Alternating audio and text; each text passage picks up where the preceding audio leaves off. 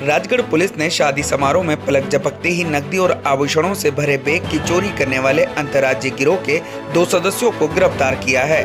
Police ने आरोपियों के पास से 53,80,000 रुपए का माल भी बरामद किया है। इस मामले का खुलासा राजगढ़ एसपी आदित्य मिश्रा के द्वारा बुधवार को राजगढ़ एसपी कार्यालय में किया है। पुलिस ने चोरी का माल खरीदने वाले एक ज्वेलर को भी हिरासत में लिया है।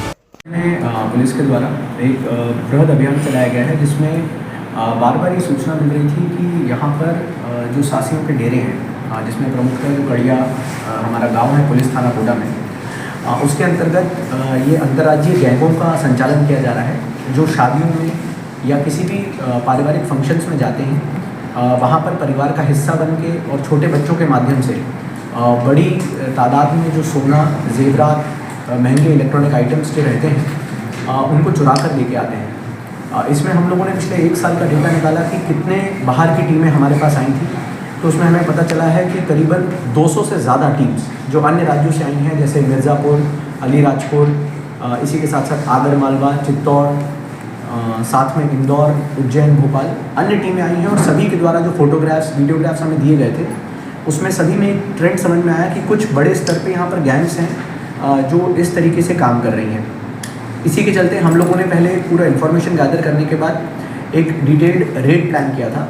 और एक समस्या जो हमेशा आती थी कि इसमें जो मुख्य आरोपी होते थे वो पुलिस के जांच से और पुलिस के अरेस्टिंग से बाहर रहते थे,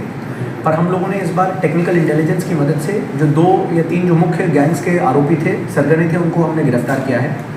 और गिरफ्तार करने के बाद जब उनसे हमने पूछताछ की तो उनके पास से हमें करीबन 650 ग्राम तो हमें जो माल मिला है, उसके लिए हम लोगों ने इसकी डिटेल्ड PDF भी जारी करी है एडवाइजरी के साथ, जिसको हम पब्लिक में सर्कुलेट करने वाले हैं और व्हाट्सएप ग्रुप में। और आप लोगों से भी अपेक्षा रहेगी कि आप लोग इसको सर्कुलेट करें, जिससे कि अगर कोई ऐसा फरियादी है जिसके यहाँ चोरी हुई थी,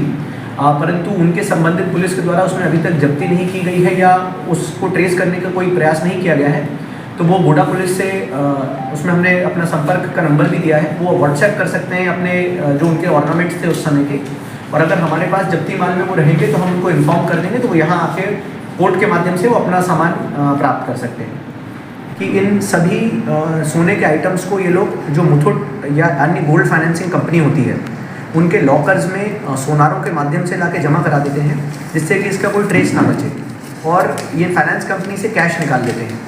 1-1.5 साल बाद जब कहानी पुरानी हो जाती है या पुलिस को याद नहीं रहता है कि ऐसी कोई घटना हुई थी और समय बीत जाता है, तब वापस आने एक नई चोरी करके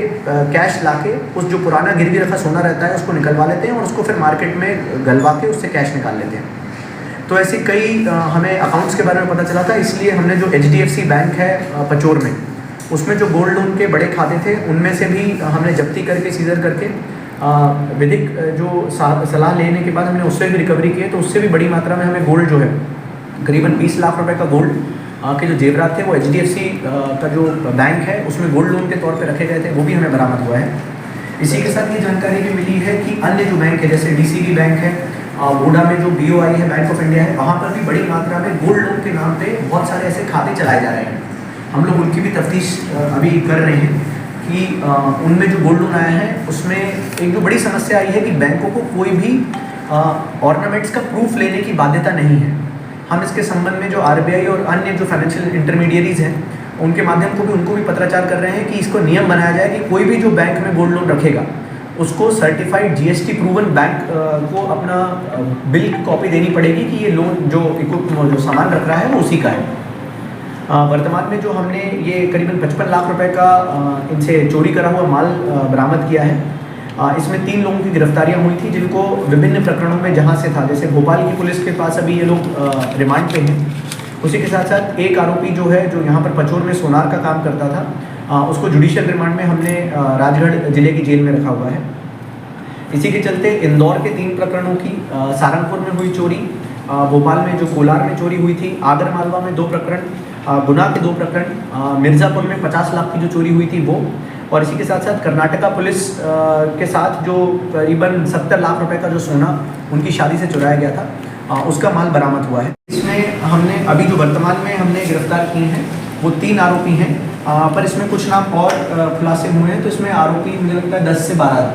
तक आरोपी बनने की संभावना है। प्रेसिडेंट जैन पे गोल्ड लोन रखा था इन लोगों ने जी। तो किनके नामों पर रखा था फोन जी बनाया जी तो सोनार जो है जिनके नाम से बैंक लोन रखा था उन्हीं को उनको भी आरोपी बनाया कि जेल में